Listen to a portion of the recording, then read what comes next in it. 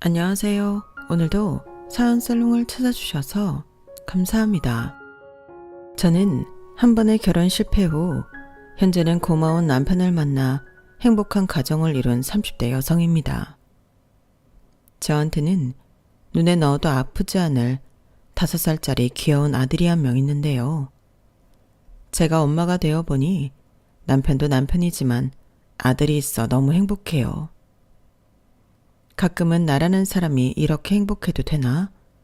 감정이 북받쳐서 눈물이 나올 때도 있는데 그도 그럴 게 저는 참 외롭고 힘든 시간을 많이 보낸 사람이거든요.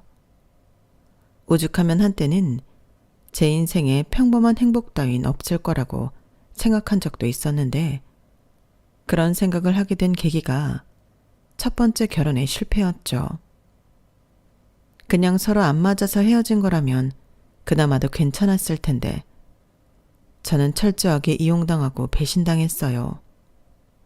그 후 폭풍이 생각보다 오래 갔는데 앞으로 인생을 어떻게 살아야 하나 막막하더라고요. 무슨 그런 일로 그런 생각까지 하나. 그러실 수도 있는데 저는 그때 자존감이 많이 떨어진 상태여서 그런지 세상 사람들이 전부 나쁜 사람으로 보였어요. 그래서 철저하게 혼자 있으라고 했고 누군가 다가와도 오해하고 그 사람과 가까워지려 하지 않았는데 그걸 깨부수고 동굴 속에 혼자 갇혀있던 저를 꺼내준 사람이 지금의 제 남편이었어요. 그리고 현재까지 아주 잘 살고 있는데 세상이 좁긴 한지 최근에 아는 사람을 통해 전 남편 소식을 듣게 되어 이렇게 사연을 적어보게 되었어요. 전에는 생각조차 하고 싶지 않았던 일들이지만 저도 이번 기회를 통해 깔끔하게 예전 상처받았던 마음을 날려버리고 싶네요. 바로 이야기를 시작해보자면 저는 그 남자랑 결혼 3개월 만에 이혼했어요. 사실 이혼이라는 단어를 쓰는 게 맞나 싶긴 한데 혼인신고를 하지 않아 이혼 서류에 도장을 찍을 일도 없었거든요. 그렇다고 처음부터 혼인신고를 안 할 생각이 있던 건 아니었는데 저에겐 천운이 있었어요. 원래는 결혼식 3일 전에 혼인신고를 할 예정이었거든요. 그런데 당시 남편이 결혼식을 한 달여를 앞두고 교통사고가 났고 가슴을 핸들에 심하게 부딪혔는지 갈비뼈에 금이 갔다고 병원에 입원하게 되었는데 한 달을 꼬박 입원하게 되었어요.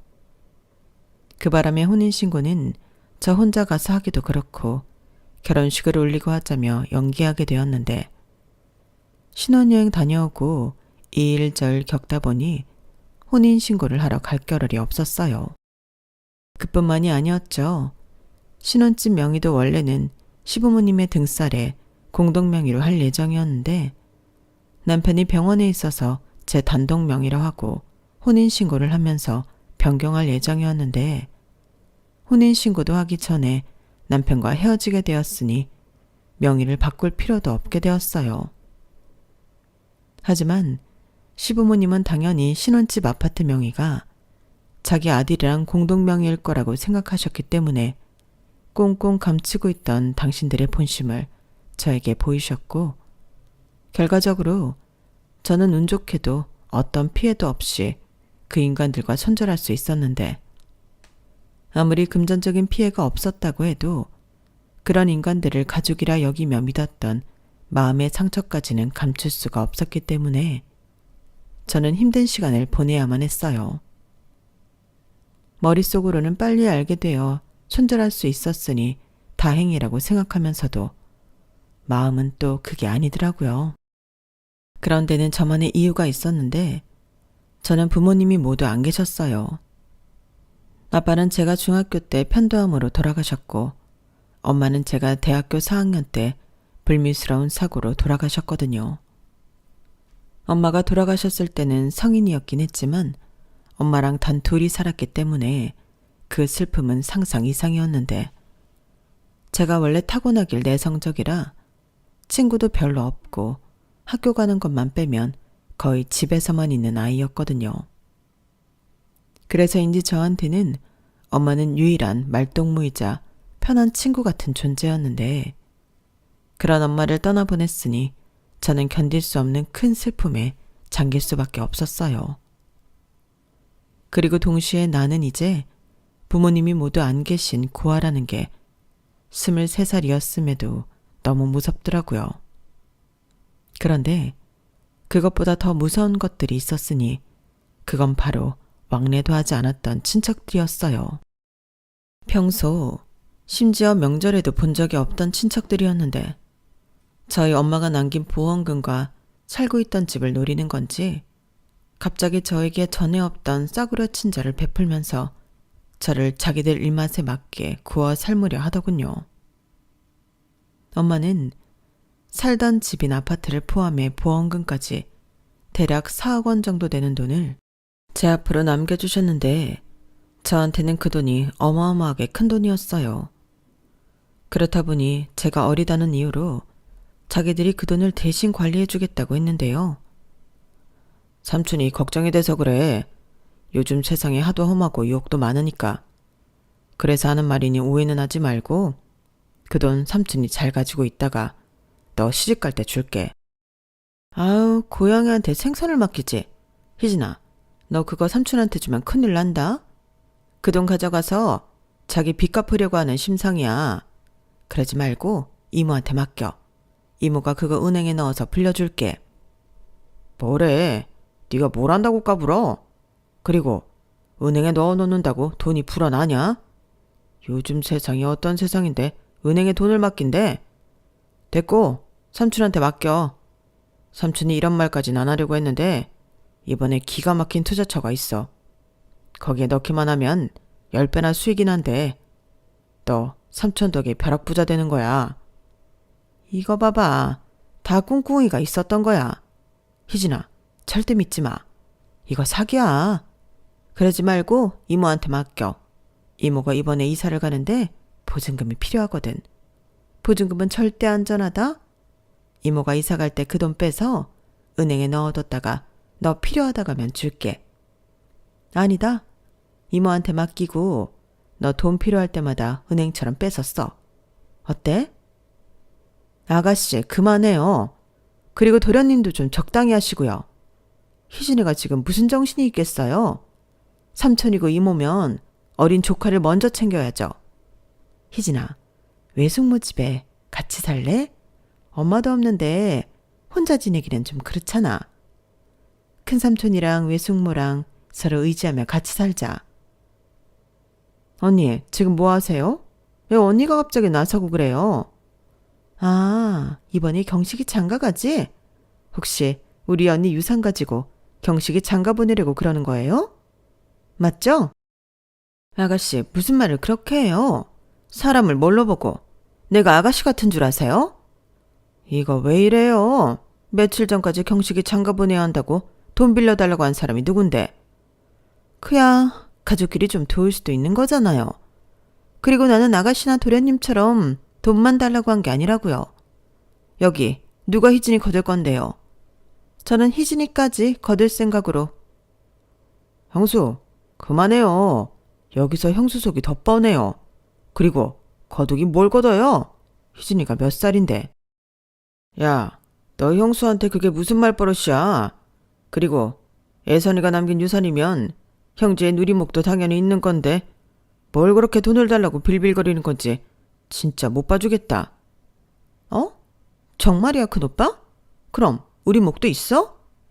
있지. 가족이잖아. 희진아, 우리 서로 공평하게 하자. 그리고 외숙모 말처럼 너 갈 데 없으면 우리 집에 와도 돼. 하물며 조카인데 삼촌이 너 외면하겠냐?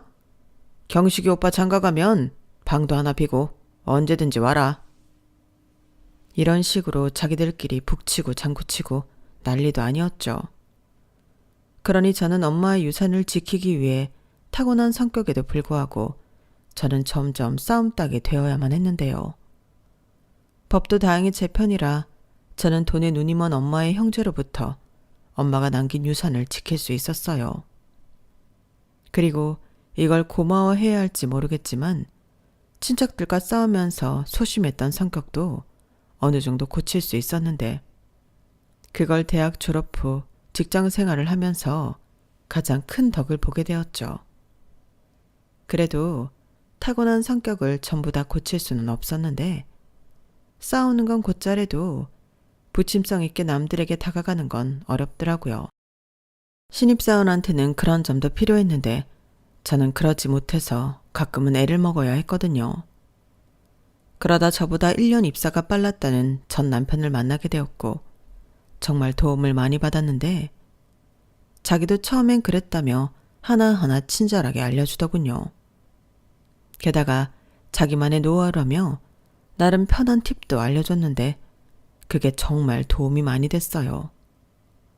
그러니 당연히 고마울 수밖에 없었고 제가 또 신세를 지면 갚아야 하는 불편한 성격이 있기에 저는 종종 그 남자한테 감사의 표시로 커피도 사고 밥도 사며 빚진 마음을 갚았어요. 그러다 계속 보다 보니 자연스럽게 서로 호감을 갖게 되었고 제가 부모님이 모두 계시지 않고 혼자 지낸다는 걸 알게 된 그 남자는 저한테 무척이나 세심하게 잘해줬는데요. 그게 저희 두 사람의 시작이었어요.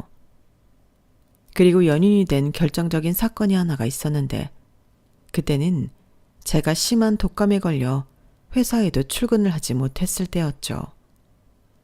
그때는 서로 좋아한다는 건 알고 있었지만 사귀는 사이는 아니었는데 그날 그 남자가 제가 아프다는 걸 알고는 자기도 반차를 쓰고는 제 병간호를 해주겠다고 하더라고요.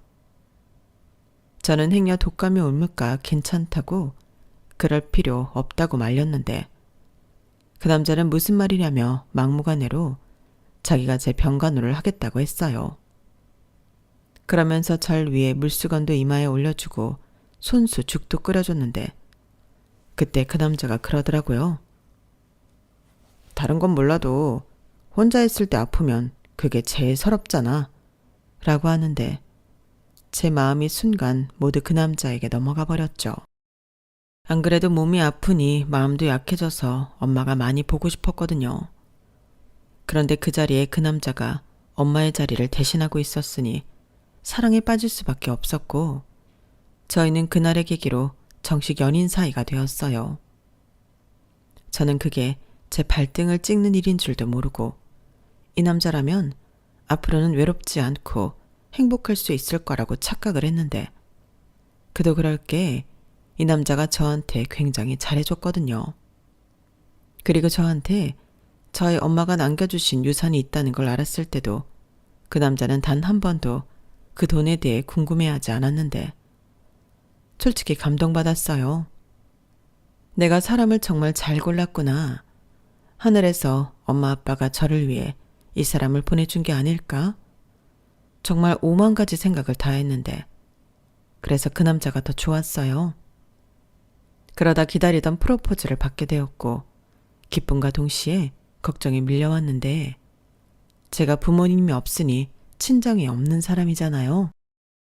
그걸 예비 시부모님이 어떻게 생각하실까 겁이 났죠. 하지만 그 남자는 걱정할 것 없다며 자기만 믿으라고 했는데요. 실제로 만난 그 남자의 부모님은 저에게 무척 따뜻하게 대해주셨어요. 불편한 질문들도 모두 하지 않고 그저 아들한테 들었으니 그런 얘기는 하지 말자며 연신 저더러 고생이 많았다고 제 손을 잡아주셨는데 바보처럼 그게 너무 좋았어요. 그리고 좁은 평수지만 따뜻한 온기가 가득한 그 집이 좋았고 맛있는 집밥까지 제가 그리워하던 것이 전부 다 거기에 있었는데 하루라도 빨리 결혼해서 이 사람들과 가족이 되고 싶은 마음이 들더군요. 그렇게 저희 결혼은 제 걱정이 무색하리만큼 순조로웠어요. 다만 그 남자나 또 예비시댁이 경제적으로 많이 풍족한 편이 아니라서 돈 문제가 있긴 했는데 사실 그것도 문제가 될 건 아니었죠. 저에겐 저희 엄마가 남겨주신 돈이 있었으니까요. 그래서 가장 큰 돈이 들어가는 신혼집은 제가 준비하기로 했는데요. 저는 당연히 제가 준비하는 집이니만큼 대출을 받아도 제가 알아서 할 생각으로 명의는 제 앞으로 하려고 했어요.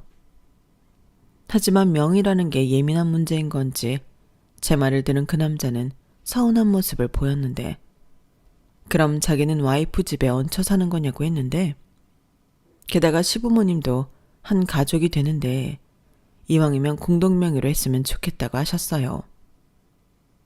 요즘 젊은 사람들은 다 그렇게 한다면서 어차피 평생 함께할 부부인데 집도 공동명의로 하면 좋지.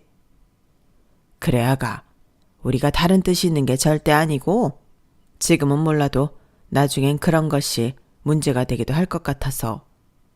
물론 우리 새아가는 그러지 않을 거라고 믿긴 하지만 이왕이면 좋은 게 좋은 거라고 공동명의로 해라.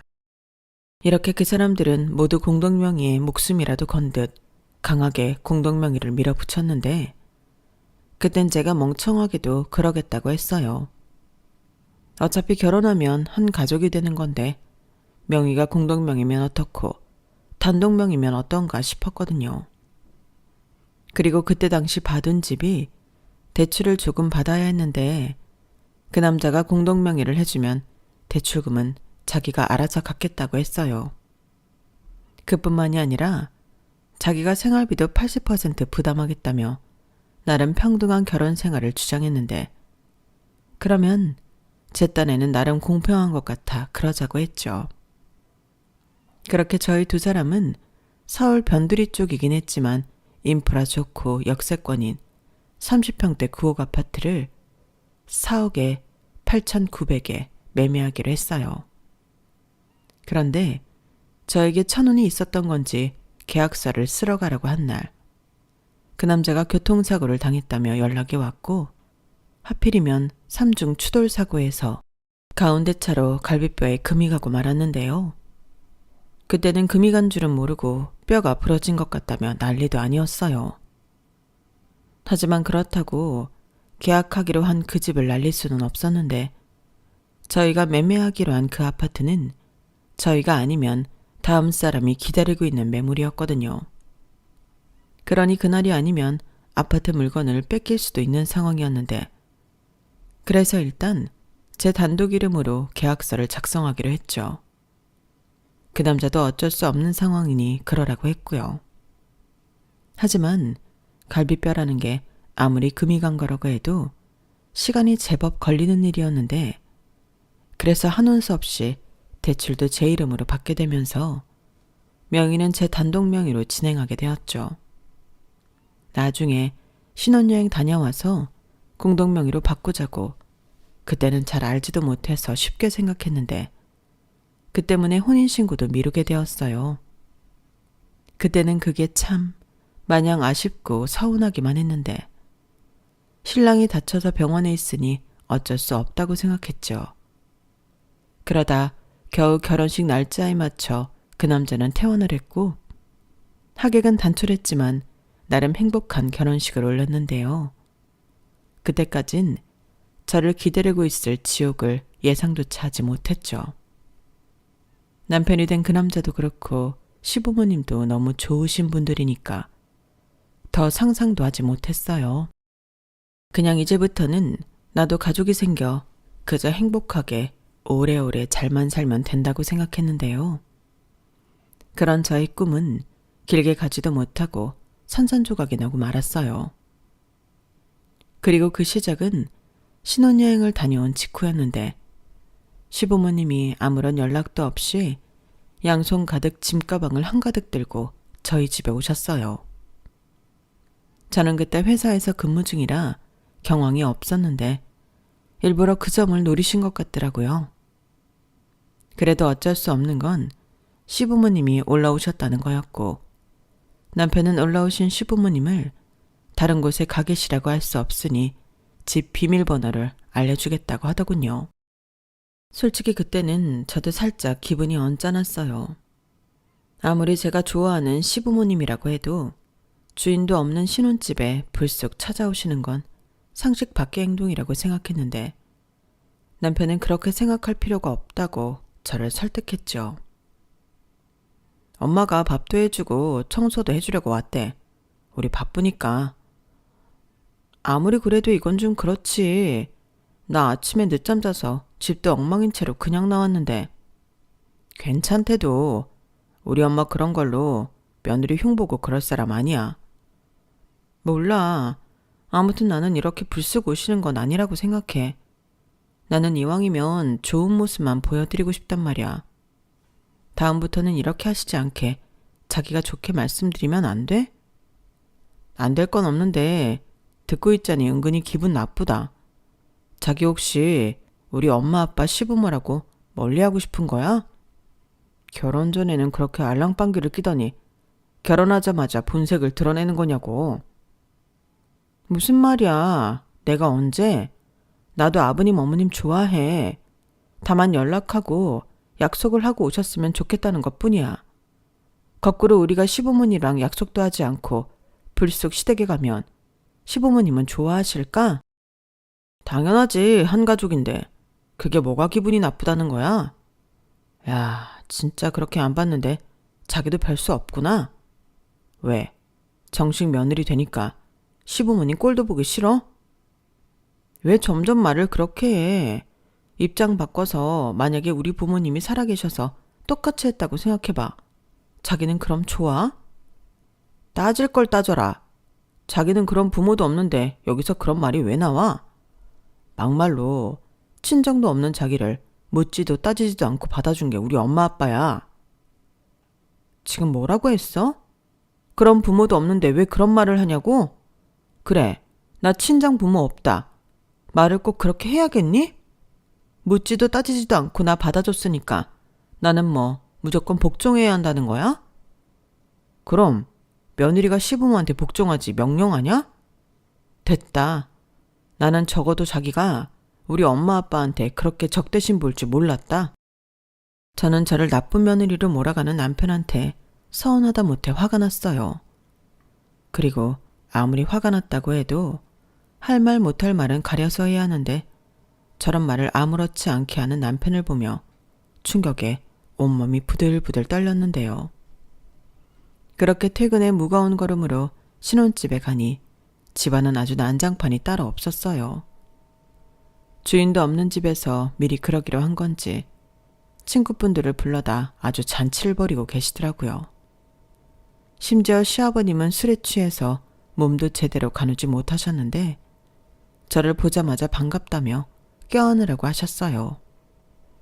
시어머니가 그렇게 했어도 사실 싫었을 건데 시아버님이 그러시니 너무 소름이 끼쳐서 저도 모르게 시아버님을 힘껏 밀쳐버렸죠. 그 때문에 제대로 몸도 가누지 못했던 시아버님은 바닥에 나뒹구셨는데 그걸 보고 남편이 제 손을 거칠게 잡고 안방으로 갔어요. 그러고는 무슨 짓이냐며 불같이 화를 냈는데 오히려 저를 이해해주지 못하는 남편이 야속하더라고요. 낮에 회사에서 부딪혔던 일도 아직 가시지 않았는데 연속해서 이런 일이 생기니 저는 아무 말도 하고 싶지 않다고 남편더러 저 상황을 수습하라고 했어요. 그리고 저는 안방에서 그날 아침이 오도록 나가지 않았는데 다음날 아침 시부모님은 숙취에 힘들어하시며 저더러 해장국을 끓여보라고 하시더군요. 며느리도 봤으니 이제 당신들도 대접받고 살겠다고 하셨는데 그게 농담인지 진담인지 저는 상관없이 기분이 나빴어요. 해장국이요? 저 그런 거 못 끓이는데요. 그리고 어머님 아버님 아무리 기분이 좋으시다고 해도 어제 같은 일은 안 만들어 주셨으면 좋겠어요. 어제 일은 기억하세요? 자기 지금 뭐해? 이젠 하다하다 시부모한테 아침부터 시비 트는 거야? 됐다. 민석이 너는 조용히 있어. 그리고 아가, 너 말이 왜 그러냐? 그래, 시부모가 어제 술 좀 마셨다고 이렇게 함부로 해? 기억은 하냐니? 어디서 배워먹은 버르장머리야? 아무리 부모가 없다고 해도 그러면 쓰나? 아버님, 왜? 어른이 말씀하시는데 어디서 말을 끊어? 아무래도 너는 다시 교육을 좀 받아야겠다. 당신 며느리 교육 똑바로 시켜. 알겠어, 그만해. 출근해야 하는데 왜 애를 아침부터 잡아? 너 네 시아버지 말 고깝게 들을 거 없다. 다 피가 되고 살이 되는 말이야. 우리가 뭐 너 괴롭히려고 일부러 왔겠니? 그리고 어제는 우리 아들이 이렇게 좋은 아파트를 장만했으니 축하하자는 의미로 모인 거였어요. 그마저도 네가 와서 분위기 흐려놨잖아. 그럼 죄송합니다 할 것이지. 해장국도 못 끓인다고 하고 어디서 그런 싸가지 없는 말을 써? 내가 처음이니까 봐주는 거야. 우리 당분간 여기 있을 거니까 그동안 내가 너 살림도 가르쳐주고 인간 교육도 좀 시켜줘야겠다. 저는 시부모님의 달라진 태도와 어이없는 말에 입이 떡하고 벌어졌어요. 그럼 남편이라도 똥인지 된장인지 구별하고 왜 그러시냐고 이렇게 막무가내로 나오시면 안 된다고 말을 할 법도 한데 그 인간은 자기 부모 뒤에 숨어 낄낄거리고 있었어요. 그 모습에 저도 약이 바짝 오르고 감정이 좋지 않았는데 그날 하루 종일 남편을 없는 사람으로 여겼어요. 남편과 제가 사내 커플이자 부부인 만큼 그게 장점이라고 생각했다면 그게 단점이기도 했거든요. 그날 하루 종일 꼴도 보기 싫은 얼굴을 봐야 하니 정말 짜증이 났는데 그래서 일부러 더 외면하고 싶었네요. 당연히 주변에서는 저의 그런 태도를 보고 자기들 싸웠니? 딱 봐도 부부싸움 했네. 라며 대수롭지 않다는 듯 말했는데요. 남편은 주변 시선을 의식하는 것 같았지만 저는 아니었어요. 아무리 생각해도 속았다는 생각을 지울 수가 없었는데 당연히 혼인신고도 하지 않았기에 저는 아니다 싶으면 결단을 내릴 각오가 되어 있었어요. 그렇기 때문에 신혼집 아파트도 공동명의로 할 생각이 전혀 없었는데 그래서 대출금도 혹시 몰라 제가 그냥 제 월급에서 갚아나갔어요. 그런데 웬걸요. 대출금은 자기가 갚겠다던 남편은 첫 달부터 모르쇠를 하기 시작했는데 그러면서 공동명의로 언제 바꿀 거냐며 저를 채근하더군요. 남편 말로는 시부모님은 저희 아파트가 공동명의인 줄 알고 있다며 만약 아파트가 제 명의라는 걸 알면 시끄러워질 거라고 했는데 저는 그러라고 했어요. 뭐야? 자기 진짜 이럴 거야? 왜? 갑자기 공동명의로 하려니까 아까워서 그래? 아깝다기보다 내가 좀 속은 것 같아서 그래. 어머님 아버님 태도 변한 것도 그렇고 자기도 그렇고. 아니야. 결혼이 무슨 장난이야? 괜히 엄한 사람 잡지 말고 명의 바꾸자. 명의는 바꾸고 싶으면서 왜 대출금 얘기는 안 물어봐? 자기가 낸다며. 생활비도 80% 내겠다고 하지 않았어? 아, 그거 내가 이번 달에 여유 자금이 없어서 그래. 우리 결혼하면서 돈 많이 썼잖아. 에이, 부부끼리 네 돈 내 돈이 어딨냐? 웃겨. 그렇게 네 돈 내 돈이 어딨냐고 하면서 왜 내 명의로 된 건 싫은 거야? 내 명이든 네 명이든 부부인데 상관없잖아. 그 인간은 제가 이렇게 말하자 당황한 듯 아무 말도 하지 못했어요. 그리고 이렇게 하다가는 제가 공동명의를 해줄 것 같지 않으니 결혼 전처럼 저에게 잘해주려고 노력했는데 이젠 그것도 다 꿍꿍이가 있어 그러는 것 같아 싫어지더군요. 게다가 시부모님은 당신 집은 춥고 따뜻한 물도 잘 나오지 않는다며 댁으로 돌아갈 생각이 없으셨는데 그 와중에도 계속 친구, 지인, 친척들을 불러 놀기 바쁘셨어요. 그럴 때면 자기 아들이 장만한 아파트라며 자랑을 빼놓지 않고 하셨는데 그러다 제가 우연히 듣게 된 말이 하나 있었죠. 자기들이 얼마나 시끄럽게 놀았는지 제가 들어왔음에도 그 소리를 못 듣고 계속 떠들고 있었는데 인간이 그렇게 경멸스러울 수가 없었어요. 우리 아들이 착해서 아무것도 없는 고아를 자기 색시로 삼았잖아.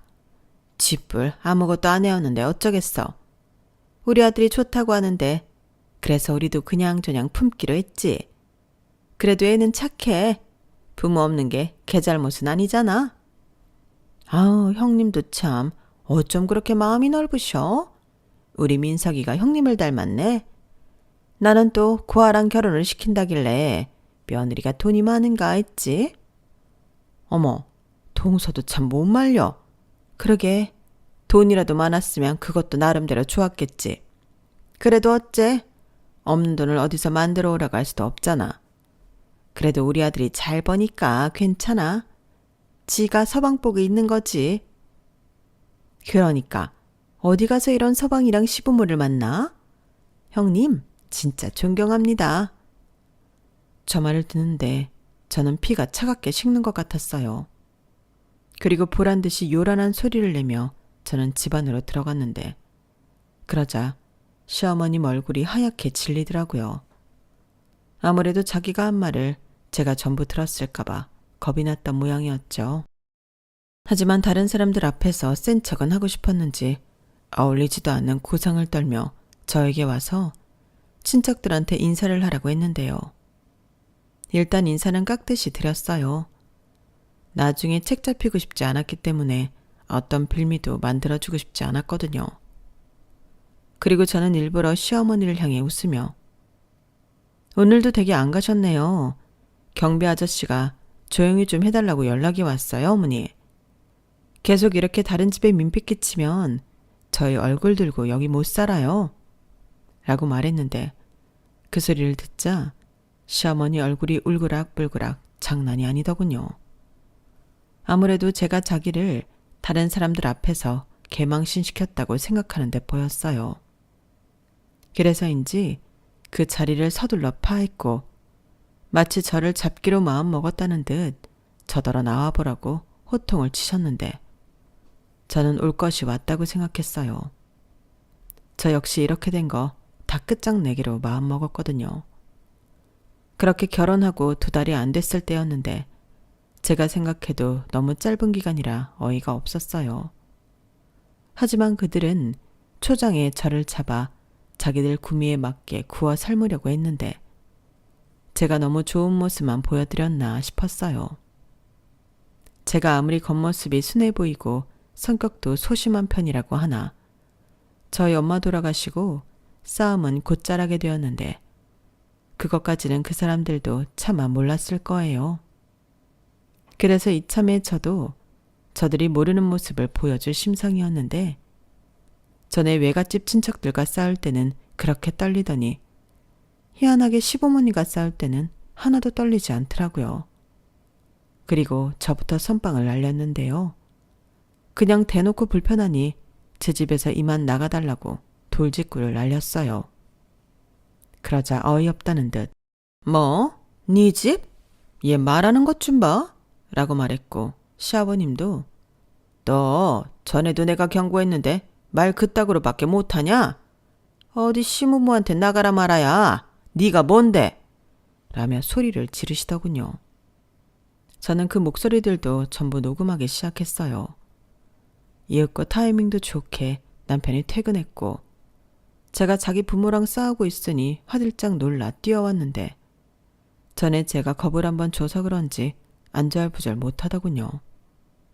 그래서인지 자기 부모한테 그러지 말라고 웬일로 제 편을 들었는데 이미 이성을 잃은 시부모님은 자기 아들의 만류에도 멈추지 못했어요.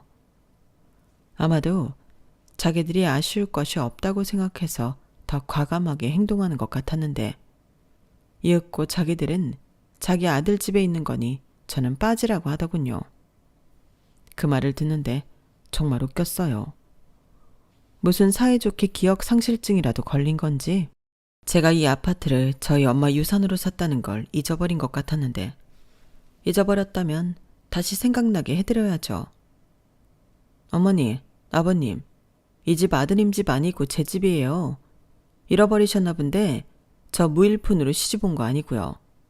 이 집 저희 엄마 유산으로 샀잖아요. 어머?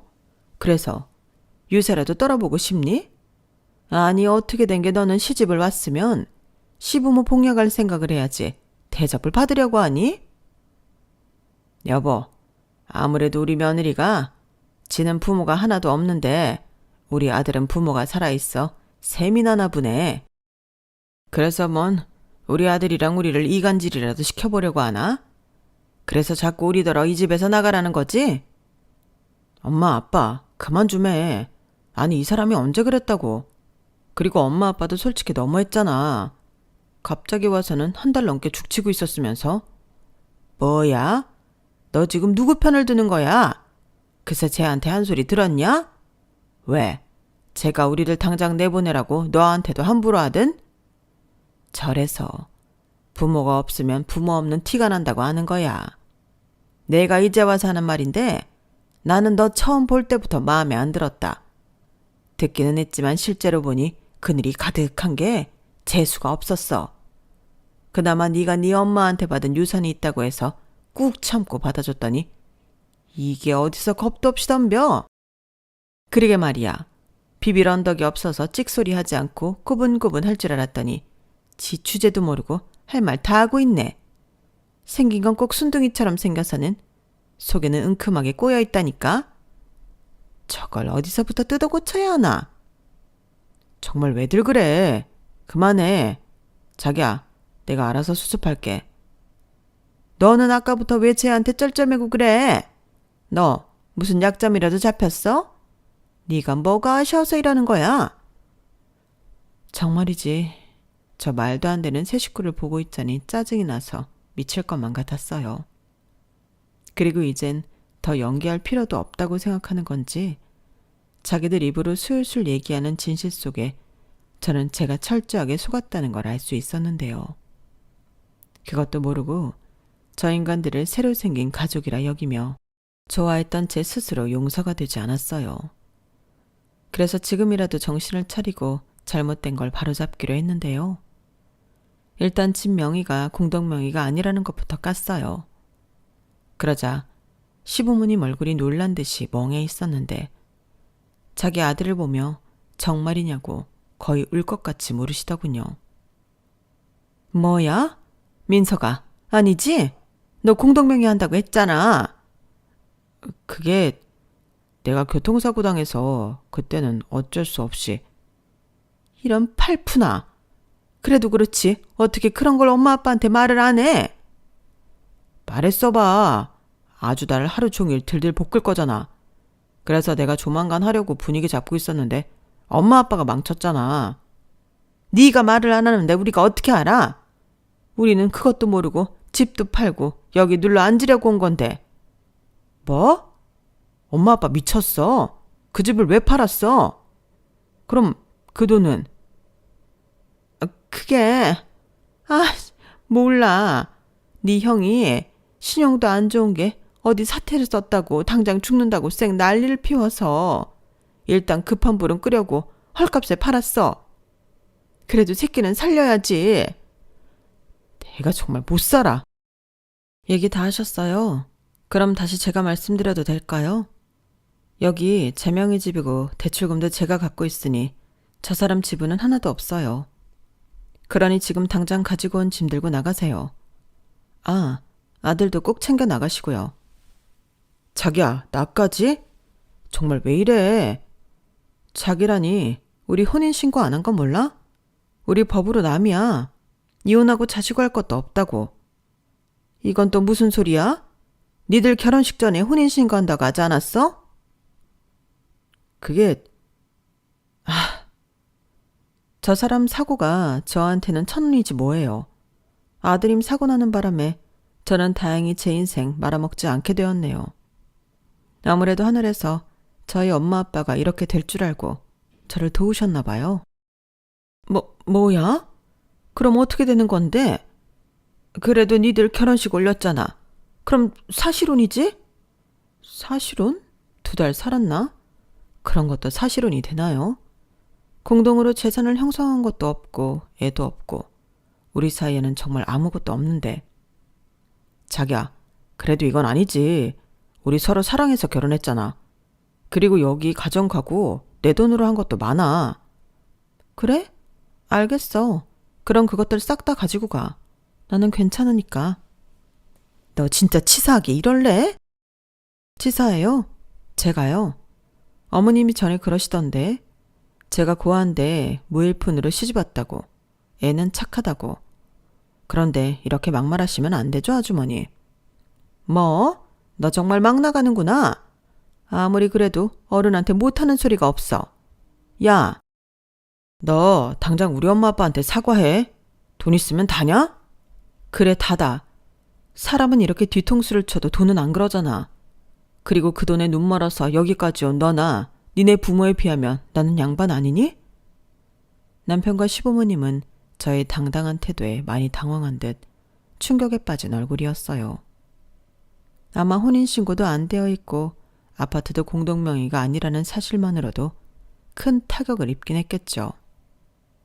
다 오기 전에는 몰랐지만 갈 곳도 없는 처지라는 걸 그때 알았기 때문에 저는 더 기세등등할 수 있었는데 그 사이 아무 말도 못하고 꿀먹은 벙어리처럼 있던 시아버님이 묘책이라도 생각이 난 듯 이렇게 말씀하셨어요. 그럼 위자료라도 달라고요. 그것도 뻔뻔하게 집을 팔아 반절을 달라고 했는데 칼만 안 들었지 날강도가 따로 없었어요. 그래서 저는 법대로 하자고 어디 가져갈 수 있으면 가져가 보라고 했는데 제가 또 외가 친척들이랑 한번 경험이 있다 보니 2번은 쉽더라고요. 그리고 제 예상대로 남편은 그야말로 제 돈에서 10원 한 장 가져갈 수 없었는데 오히려 저를 이용하려 처음부터 속이고 한 결혼이라고 제가 녹음을 근거로 주장해 피해보상 청구를 했어요. 그러자 남편이 아니 그 인간이 이건 아니지 않냐며 자기가 깨끗하게 물러날 테니 피해보상금 청구는 없던 일로 해달라고 빌기 시작했는데 저는 그러고 싶지 않다고 틈을 보이지 않았죠. 그리고 너도 양심이 있으면 입장 바꿔서 생각해보라고. 철저하게 속아 결혼했는데 너 같으면 봐줄 수 있겠냐고 따져 물었는데요. 저는 치사한 건 알지만 회사에서도 물어보는 사람이 있으면 사실 그대로 얘기해 줄 거라고 쐐기를 박았어요. 그러자 그 말이 무서웠긴 했는지 며칠 뒤 사표를 냈다고 하더군요. 그러니까 한순간에 그 집구석 사람들은 집도 절도 없이 회사까지 그만둔 신세가 되었는데 그러자 궁지에 물린 문제의 시부모가 저를 찾아와 빌기 시작했어요. 자기들이 처음부터 그럴 생각은 아니었다고 말 같지 않은 소리를 하기 시작했는데 그냥 처음엔 제 기만 팍 죽여서 자기들이 편하게 이용하려고 했다는데 제가 생각보다 순순히 꺾이지 않으니 자기들이 약이 올랐다고 했죠. 솔직히 그 말을 들었을 때도 기분만 나빴는데 결국엔 제가 도움 청할 친정이 없으니 만만하게 봤다는 거잖아요. 그래서 사람 잘못 봤다고 나는 진심으로 당신들을 내 부모라 여기며 잘 지내고 싶었다고 말했는데 자기들도 그제서야 미안한 마음이 들긴 했는지 아무 말도 못했어요. 그리고는 시어머니가 결심이라도 한 듯 먼저 제 앞에 무릎을 꿇으셨는데 시아버님은 다소 놀란 얼굴 같았지만 시어머님이 다 잘못했으니 자기 아들한테 청구한 돈만 없던 일로 해달라고 사정하셨어요. 그러자 그게 시급하긴 했는지 시아버님도 못내 자기 아내 옆에 무릎을 꿇으셨는데요. 그 모습을 보니 이 이상 더 싸움을 이어가 봤자 의미가 없겠다는 생각이 들더군요.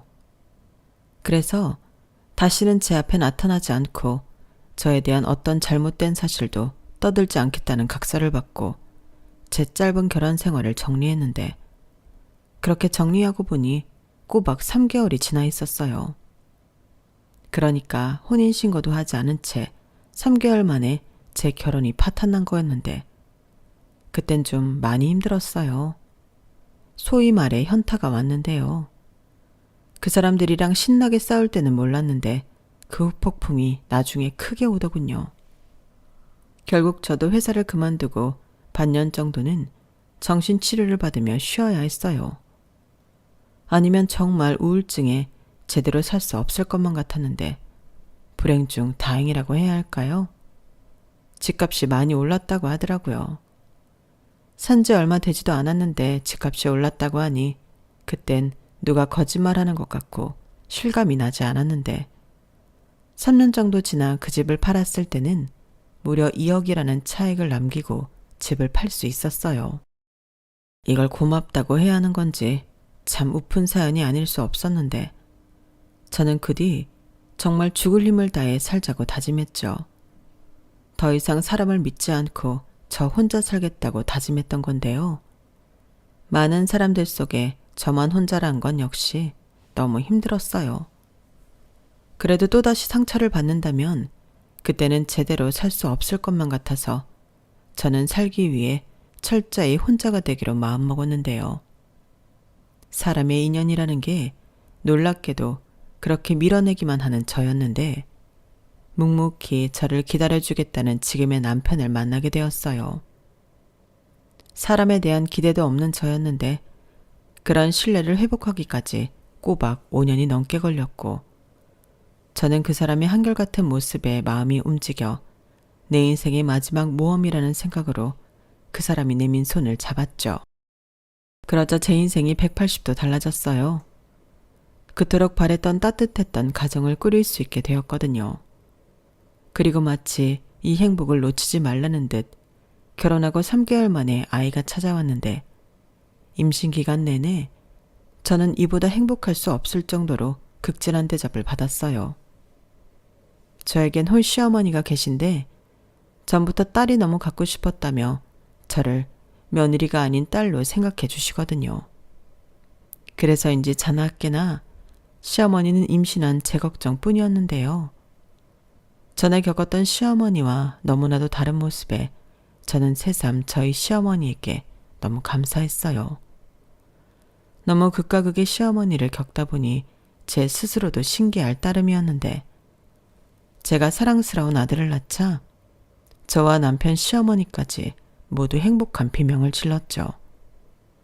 세상에 이렇게 사랑스러운 존재가 또 있을까?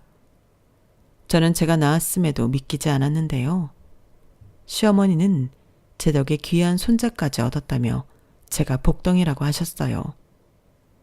그리고 앞으로는 무슨 일이 생기든 무조건 자기한테 의지하라며 저를 꼭 안아주셨는데요. 그때 맡았던 엄마 냄새는 시간이 많이 지나긴 했지만 저희 엄마의 냄새와도 흡사했어요. 그렇다 보니 이 사람들이야말로 진짜 내 가족이 되어주기 위해 나타난 사람이라는 강한 확신이 들었는데 저는 앞으로도 계속 사랑하는 제 가족들과 행복하게 살고 싶습니다. 행복이라는 두 글자가 한때는 너무 닿을 수 없이 멀게만 느껴졌던 저였는데 이렇게 매일 행복을 느끼며 살 수 있게 해준 제 사랑하는 가족들에게 이 자리를 빌어 감사한 마음을 전하고 싶어요. 그리고 끝으로 저에게 끝도 없던 상처를 줬던 그 사람들에게도 이제는 정신 차리고 세상을 똑바로 살길 바라보며 제 이야기는 여기서 줄일게요.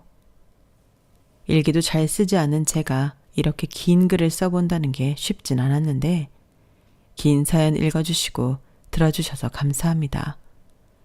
그럼 오늘 하루도 건강 잘 챙기시고 행복 가득하세요. 감사합니다. 여러분, 사연 댓글에 응원과 현명한 조언 부탁드려요. 좋아요와 구독은 저에게 큰 힘이 됩니다. 오늘도 좋은 일 가득하세요.